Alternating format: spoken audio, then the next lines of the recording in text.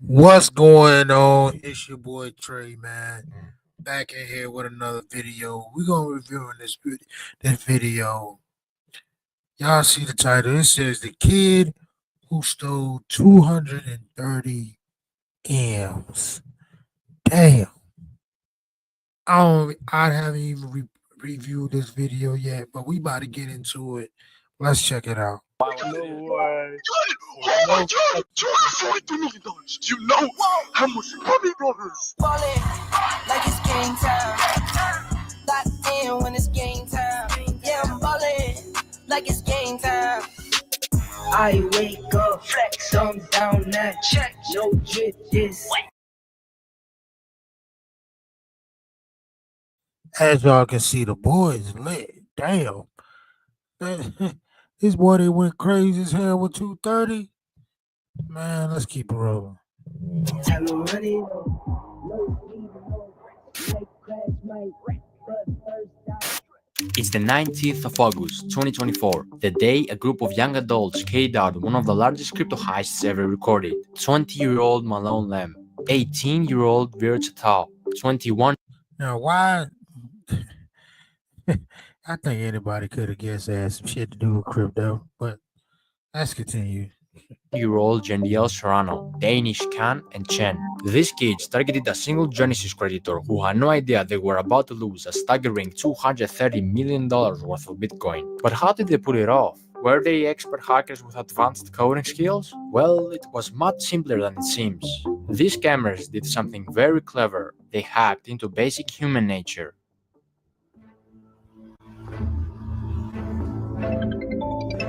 It all began with a phone call, a seemingly harmless contact from Google support, but this call wasn't from Google at all. Using a spoof number, Vichatel, also known as Wiz, convinced the victim that their personal accounts had been compromised. With this false sense of urgency, he gained access to the victim's Gmail and iCloud, where he gathered key security information.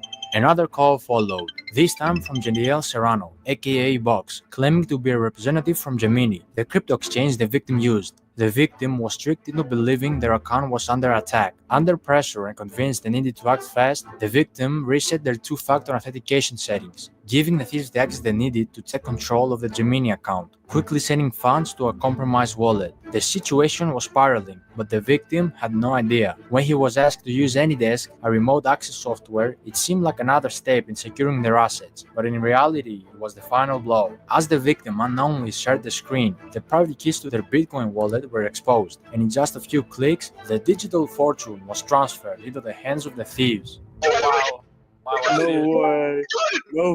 No way. I see it. It's on the blockchain. Man, did you hear the excitement on it? Did you hear the excitement? We got it.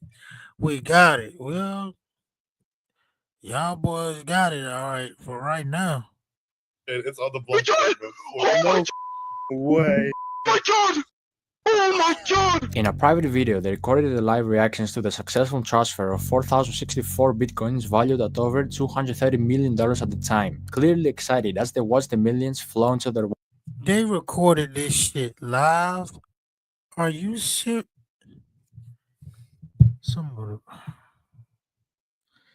They recorded this live. Man, come on, man. You can't make this up.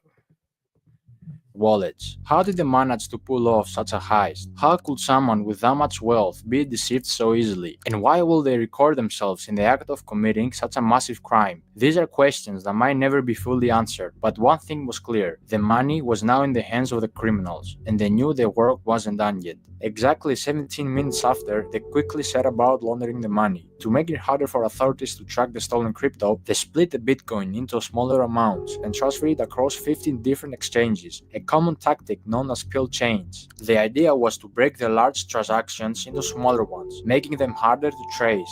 Bitcoin was swapped for Litecoin, Litecoin was swapped for Ethereum, and Ethereum was swapped for Monero. The process took several days, with constant swapping between different currencies and exchanges, further obscuring the trail. Head to the top right, the settings bar. Settings? No, not that. Like the swap settings. Oh. Set custom recipient. No, bro. What the hell? Do 998. Alright, bro, you're so horrible. You can't. Bro, I'm clearly busy, Caleb. Planning a heist. Soon enough, all the stolen money was now clean money, ready to be spent. They saying names and every damn thing on live while committing the crime. Man, I don't think you can get no damn dumber than this right here. And the criminals didn't hold back. The day before the heist even took place, they were already planning on how to spend their fortune, sharing links with each other on Telegram of expensive luxury clothes they wanted to purchase, from brands like Louis Vuitton, Givenchy, and Philippe Plein. While most of the crew chose to play it safe, keeping a low profile and resisting the temptation to splurge, one man couldn't help but stand out. His name? Malone Lamb. Ballin', like it's game time. Locked in when it's game time. Yeah, I'm ballin'. Malone was based in LA, and the moment he got his hands on the money, he wasted no time diving headfirst into a luxurious lifestyle. Everything he had once watched wealthy people enjoy was now within his reach, ready to become his new reality. Nightclubs became his second home. Almost every night, he hit a club, spending ridiculous amounts of money on VIP sections and bottle services. His bar tabs were unbelievable, some nights costing $265,000, $300,000, and even more than $500,000 in a single. What in the hell? 200,000, 500. What in the world is, man? Oh my God! This is what you go and do. Come on, man. This is what you go and do.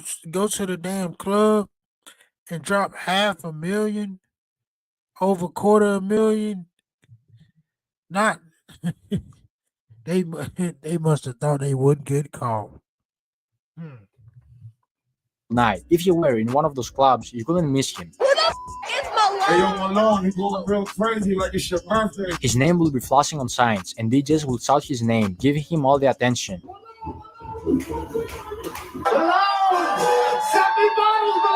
Welcome home, Malone. Take this to $100,000 in bottles right now. Jesus, Malone, this is next level. Malone, you're not stopping tonight, right? He quickly became everyone's favorite, because whenever he was around, everyone got to drink for free. He threw around cash like it was nothing, and one time he even handed a DJ a massive 6-liter bottle of Golden Ace of Spades champagne, which could cost anywhere from $25,000 to $60,000. Another time he tipped a DJ $2,000 and had all the unopened bottles in the club sent straight to his house. He even tipped me $2,000. When I tell you the amount of bottles he sent me that I took home, brand new, everything sealed, brand new. But as fun as LA was, it still didn't feel like enough. He craved more attention, more luxury, more extravagance. So what did he do? He chartered a private jet to Miami. There, he took his spending to a whole new level. In Miami, Malone settled in a waterfront mansion. This place wasn't just any house. It was a $10.5 million estate with a Jesus Christ, 10 million mansion, Miami. I ain't gonna lie to you. Damn, that one I ain't gonna lie to you right now. That one, boy, I probably would have made that move too. God almighty. Yeah, Lord have mercy. These dudes could have handled it so much better. But it's just smooth and reckless. But man, that mansion right there, yeah. Probably could have set it up in somebody else's name, but did something. And I notice people who normally do stuff like this always tend to just spend their money. They never actually invested it. Never actually when I got no real estate, never actually went out and did anything smart with it. They did exactly what he's doing. Spending it up. Didn't think ahead, didn't think of anything, but just having a great ass time. $62,000 a month rental price tag. This mansion was massive, covering over 8,500 square feet, with 25-feet ceilings, 10 bedrooms, and a huge pool with a jacuzzi. It had 2 big front gates and a garage with a spacious driveway that was later filled with expensive supercars and luxury vehicles. Malone bought a black Mansory SF90, a white Lamborghini Urus, a fully kitted out white Mansory Lamborghini Urus with baby blue interior, a matte black Lamborghini Revuelto, the new Porsche 911 GT3 RS, the new Ferrari SUV in black, 2 Mercedes-Benz G-Class, one in gray, one wrapped with matte black camo, a convertible matte black and pink Rolls-Royce Dawn, a blue BMW M4, another Lamborghini Revuelto in matte grey, a blue Lamborghini Urus, an all-white wide-body kit Lamborghini Aventador SVJ with Malone's name written on the bottom of the door, a matte black Ferrari 812 Superfast, another Lamborghini Aventador SVJ in blue, a pink Urus, which Malone originally bought as a gift for his ex-girlfriend to try to get her back, but got rejected again.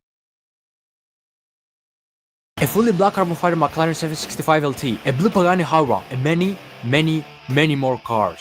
If you didn't realize it by now, Malone was always rolling with fashion. He rocked high-end designer pieces like Louis Vuitton and Givenchy. His style was expensive, with the most expensive piece of clothing being the Moncler Maya 70 by Paul Manges jacket, which alone cost $50,000 or more. But after all this wasted money on clubs and cars, Malone finally decided to invest his money in timeless pieces that would hold the value over time, like these Cuban link chain bracelets filled with diamonds, a Richard Mille covered in diamonds, and a diamond ring for each one of his fingers. One Richard Mille wasn't enough, of course, so he bought multiple. Even his glasses had diamonds. Yo, don't take no video. Malone wasn't just a millionaire obsessed with himself. He had a generous side, often using his wealth to give back to others in need. He bought 5 Birkin bags and gave them away to random girls at the club. One of these lucky ladies was a model named Olivia Allen. Guys, I can't even make this up when I say that I just woke up to a Birkin in my bedroom because a man gave it to me in the club last night.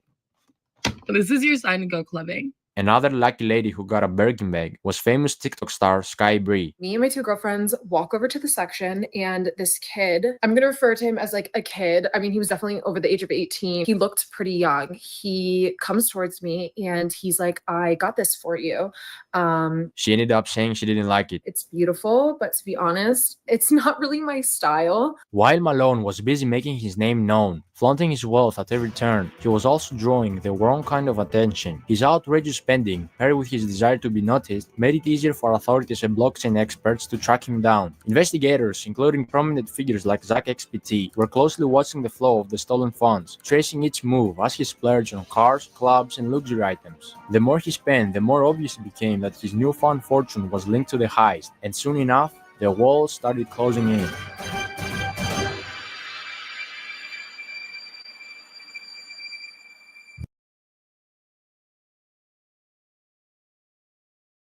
Malone thought he was untouchable, but behind the scenes, law enforcement and experts like Zach XPT were already connecting the dots. Through his flashy spending, investigators tracked large transactions linked to the stolen Bitcoin, using blockchain analysis to map out the movement of funds. What's more, both Box and Wiz slipped up during the process of laundering the funds. On several occasions, they accidentally leaked the stolen funds with their personal assets. Wiz, for example, also leaked his full name during a screen recording, while Box reused deposit addresses, making it easier to trace the funds back to them. These mistakes, combined with recorded conversations and digital footprints, painted a clear picture of the criminals' activities. By mid-September 2024, the FBI and other authorities had gathered enough evidence to act. On the 19th of September, federal agents raided Malone's Miami mansion, where he was arrested, surrounded by all the luxuries he had bought with a stolen fortune. We have boom. And, we thought that was shooting in the neighborhood. And we saw a lot of police. This was something that never happened in this neighborhood. Most of the time was a lot of party.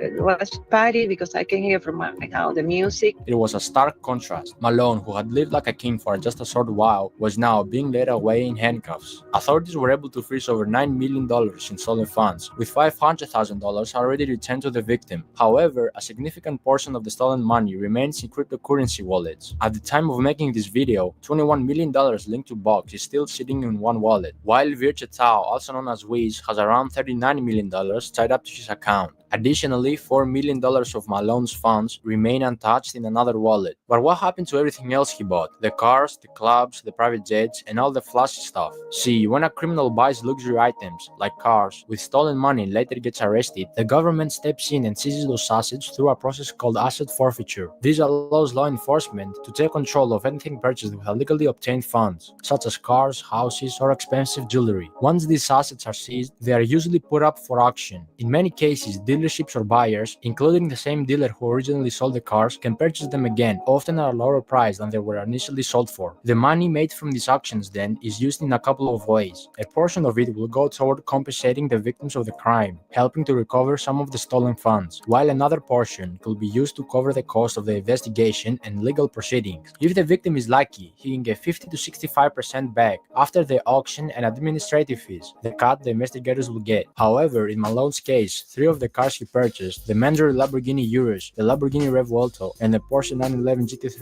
RS, were later transported to LA following his arrest. These cars were spotted by EFF Spot, a popular YouTuber who is known for his rare and expensive car spotting videos. In this particular video, both the Revuelto and the Porsche appeared with noticeable damage. The Revuelto had significant front-end damage, while the Porsche was dented in the rear, suggesting that the Revuelto had likely rear-ended the Porsche. This kind of damage will undoubtedly decrease the value of these cars when they go to auction, significantly reducing the amount the victim could recover. The same process will apply to the clothes, jewelry, watches, and designer glasses that Malone purchased. These luxury items are likely to be seized by authorities and auctioned off as part of the asset recovery process. High-end watches, such as his Richard Mille pieces, are particularly valuable and could bring in significant amounts at auction. While designer clothes typically depreciate in value, Malone's expensive pieces will still hold enough worth to help recover the funds for the victim. As for the wild spending in clubs, that money is pretty much gone. When you blow $500,000 in a single night on bottle services and VIP sections, the clubs aren't held responsible for giving it back, especially if they had no clue the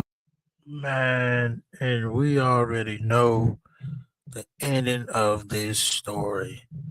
Don't even gotta finish it, man. But just $230 million and nobody decided to go and do anything smart with their money, but just go clubbing, buy some cars, watches, rings, and get women some purses. Man, you got to be out your damn mind to even be to even show your face again. Over 230 million. Man, I know somebody's still looking for that boy. And till they get their bread, that ain't no small. Nah, that ain't nothing to play with. So he gonna have to watch his, but they gonna have to watch their back. But he, I don't know if he was the only one out of those 4 or 5 guys, but he was so spinning it and wilding out. But that's all I got, man. Y'all like, share, subscribe, comment. Let me know what y'all think about the video. What would have done if you got 230 million? All right, y'all. I'm out. Peace.